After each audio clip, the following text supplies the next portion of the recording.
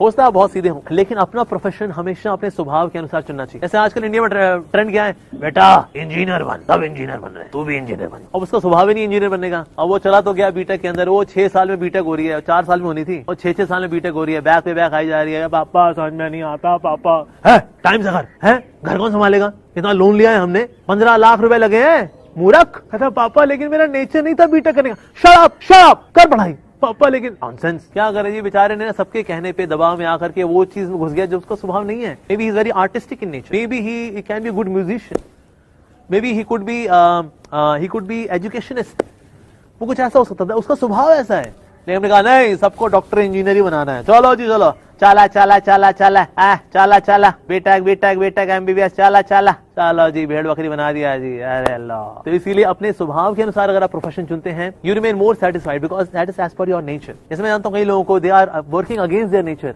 Frustrated लगते हैं रहते हैं वो, generally speaking they are dissatisfied. तो इसीलिए अपने स्वभाव के अनुसार जैसा आपका नेचर है, you are inclined towards some artistic profession, go into that. You have a nature to go into some education kind of profession, go into that. ये मत देखिए मैं पैसा किसमें ज्यादा मिलेगा, पैसा किसमें कम मिलेगा, पैसे से खुशी नहीं होती। When you are working as per your nature, that satisfies you. In case you are an artistic person, भले ही being an artist you earn little less, but you'll have more satisfaction because that's your nature. And once you are satisfied, तो आप भगवान पे ध्यान लगा पाते हैं। इनके सबका मन संतुष्ट नहीं है, क्या यार ऐसे लोग ना भक्ति में भी नहीं लग पाते हैं, कहते हैं अरे भक्ति क्या करें यार, मन ही अशांत है हमारा। क्यों अशांत है? Because they are not working as per their nature, professionally speaking। इससे पहले वर्णाश्रम था, that you choose your profession as per your nature। तो इसीलिए औरों की बात में मत जाओ, अपनी अकल लगाओ, आपका स्वभाव क्या है, and you choose your profession as per your nature, that will be good for you। And once you are satisfied professionally, then you can think of spirituality, God। ठीक है जी।